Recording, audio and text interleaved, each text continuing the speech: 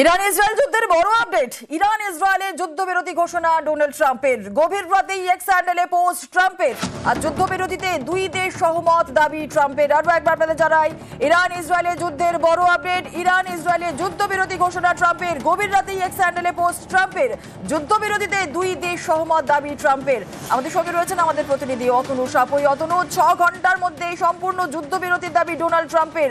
X হ্যান্ডেলে post করলেন গভীর রাতে ডোনাল্ড ট্রাম্প। অতনু, এটা একটা খুব ইন্টারেস্টিং জায়গা জুলেনা, যে ইরান আর ইসরায়েল 12 দিন ধরে তাদের মধ্যে ঘাত চলছে এবং সেটা সেটা আর হবে না। কিন্তু মজার ব্যাপার হচ্ছে যে এই ইসরায়েল আর ইরানের মধ্যে যুদ্ধবিরতি ঘোষণা করছে কে না, আমেরিকা থেকে ডোনাল্ড ট্রাম্প।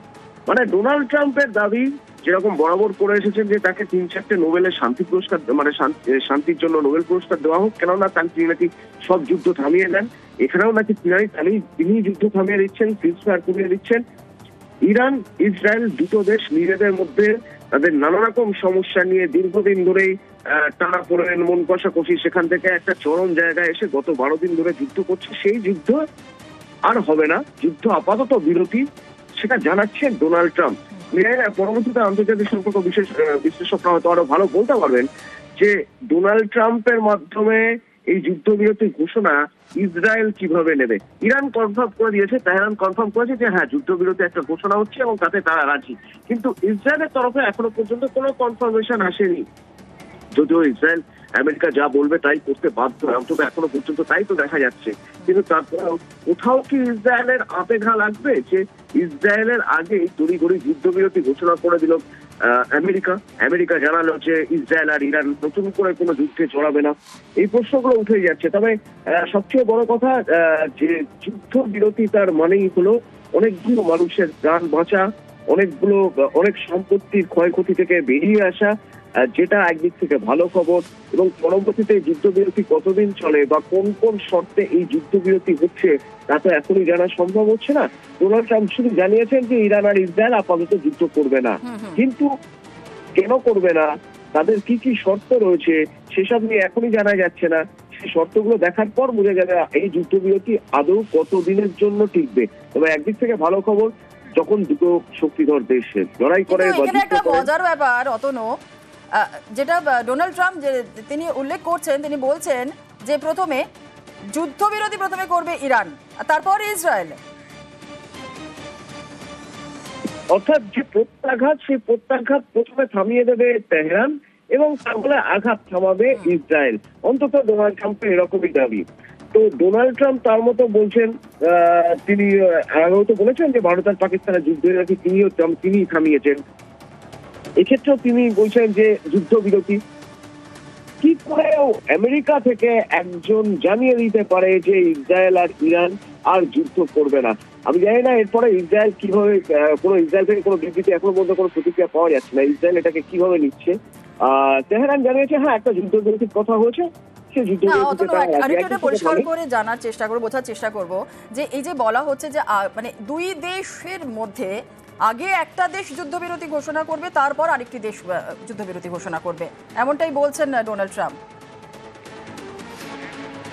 এটা সবসময় যুদ্ধবিরতির নিয়মই। এটা যারা সবচেয়ে বেশি আঘাত আনছে তারা যতক্ষণ না থামাচ্ছে ততক্ষণ পর্যন্ত যুদ্ধবিরতি হয় না। যেমন ভারত পাকিস্তানের ক্ষেত্রেও আমরা দেখেছি, এবং ইরান যখন এর আগে প্যালেস্টাইনের সঙ্গে যখন সিজফায়ার হয় ইসরায়েলের, সেক্ষেত্রেও আমরা দেখেছি ইসরায়েল প্রথম আঘাত আনার পর এখন তেহরান সবচেয়ে বেশি আঘাত আনছিল ইসরায়েলের উপর। সুতরাং যুদ্ধবিরতি মানে আগে তেহরানকে থামতে হবে এবং ইসরায়েল কথা দেবে যে ইসরায়েলও ভবিষ্যতে আর কোন রকম কোনো অ্যাটাক করবে না। এটাই হলো যুদ্ধবিরতি। এবং সেই যুদ্ধবিরতির ঘোষণা হচ্ছে শুধুমাত্র আমেরিকা থেকে, যে পশ্চিম এশিয়ায় আপাতত শান্তি বিরাজ করবে।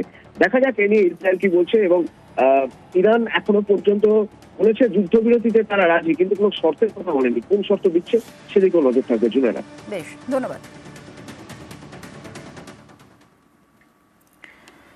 মার্কিন হামলার প্রত্যাঘাত ইরানের। কাতারে মার্কিন সেনা ঘাঁটিতে হামলা, আর মার্কিন সেনা ঘাঁটিতে মিসাইল হামলা ইরানের। অন্তত 6টি মিসাইল হামলা ইরান সেনার। রাজধানী দোহা জুড়ে বিস্ফোরণের শব্দ। বন্ধ করা হয় কাতারের এয়ার স্পেস। মধ্যপ্রাচ্যের সবচেয়ে বড় মার্কিন ঘাঁটি কাতার। আগেই প্রত্যাঘাতের হুঁশিয়ারি সেনা উপদেষ্টার। ولی نباید پامون رو از خرخره نتانیاهو و جنایتکاران صهیونیست برداریم. ضمن اینکه دست ترامپ رو باید قطع کنیم با تدابیر الهی رهبر عزیزتر از جانمون، اما باید خرخره نتانیاهو رو ببریم و برای همیشه به درک واصل. ইরানের হামলার নিন্দা কাতারের, আর কাতারের সার্বভৌমত্ব আঘাত বলেই দাবি। পাল্টা প্রত্যাঘাতের হুঁশিয়ারি কাতারের। ইরানের হামলা আটকানোর দাবি কাতারের, আর ইরানের মিসাইল ধ্বংস করার দাবি কাতারের। বিবৃতি দিয়ে দাবি কাতারের প্রতিরক্ষা মন্ত্রকের।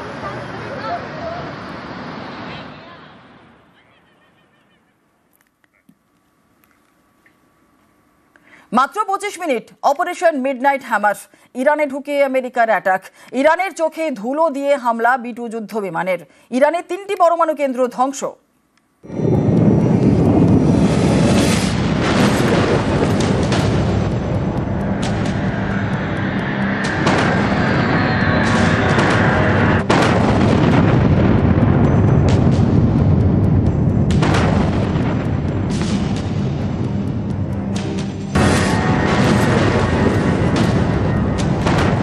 ইরানে ঢুকলো, হামলা চালালো, আবার নিরাপদে বেরিয়েও গেল।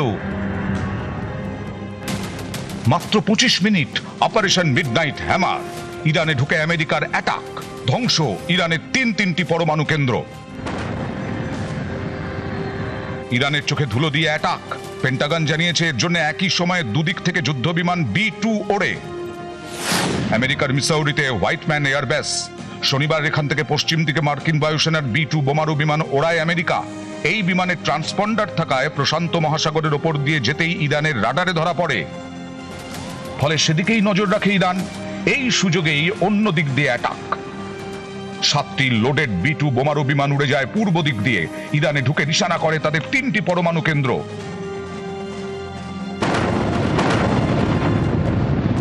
ভারতীয় সময় তখন ভোর 4:30। ইরানের পাহাড় ঘেরা ফোর্দো, নাতানাজ এবং ইস্পাহান পরমাণু কেন্দ্র। ইরানের এই 3টি পরমাণু কেন্দ্রে হামলা চালায় America. Part of the package proceeded to the west and into the Pacific as a decoy. The main strike package, comprised of 7 B-2 Spirit bombers, each with 2 crew members, proceeded quietly to the east with minimal communications. We are unaware of any shots fired at the package on the way out. Iran's surface-to-air missile systems did not see us. 14 30,000-pound GBU-57 massive ordnance penetrators, marking the first ever operational use of this weapon. More than 125 U.S. aircraft participated in this mission. B-2 যুদ্ধ বিমান দেখতে অনেকটা বাদুড়ের মতো। বিরাট বিরাট দুটি ডানা, কোনো ল্যাজ নেই। চওড়ায় 172 ফুট, লম্বায় 69 ফুট, সব মিলিয়ে ফুটবল মাঠের প্রায় অর্ধেকের সমান। এরকম একটি যুদ্ধ বিমান তৈরিতে খরচ প্রায় 9,000 কোটি টাকা। সর্বোচ্চ গতিবেগ ঘন্টায় 1010 কিলোমিটার। একটি B-2 বিমান বিশাল ওজনের 2টি বাংকার বাস্টার বোমা বহন করতে পারে।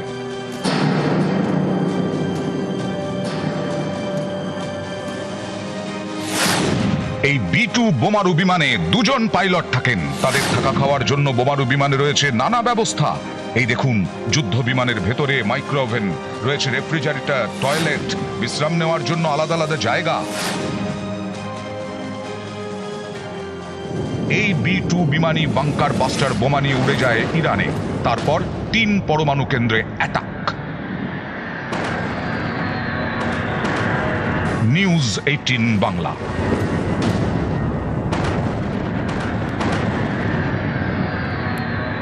ইরানে আমেরিকার হামলা ভারতীয় অর্থনীতিতে ধাক্কা। হরমুজ প্রণালী বন্ধের পথে ইরান, আর এই প্রণালী দিয়েই অপরিশোধিত তেল রফতানি হয়। ভারতের আমদানির 40% তেল আসে হরমুজ থেকে। হরমুজ প্রণালী দিয়ে তেল আমদানি ধাক্কা খেলেই বিপদ। ভারতে কি আকাশ ছোঁয়া হবে জ্বালানির দাম? দেখুন, আন্তর্জাতিক বাজারে তেলের দাম বাড়লে ভারতবর্ষে তেলের দাম বাড়া উচিত, আন্তর্জাতিক বাজারে তেলের দাম কমলে ভারতবর্ষের তেলের দাম কমা উচিত। এটাই মার্কেট ডায়নামিক্স ছিল। কিন্তু এই ঘটনাটার আমরা একটা দেখেছিলাম যখন তেলের দাম আন্তর্জাতিক বাজারে কমে গেছিল, তখন কিন্তু ভারতবর্ষে তেলের দাম কমেনি। সরকার চাইছে যে এখন স্টেবিলাইজ করার মার্কেটটাকে, কারণ এক্ষুনি যদি তেলের দামটাকে বাড়িয়ে দেওয়া হয় তাহলে জনগণের উপরে বিরূপ প্রভাব পড়বে। আগামী কয়েকদিনের মধ্যে দেখবেন বিধানসভা নির্বাচন আছে বিহারে, তারপরে আবার পশ্চিমবঙ্গে নির্বাচন।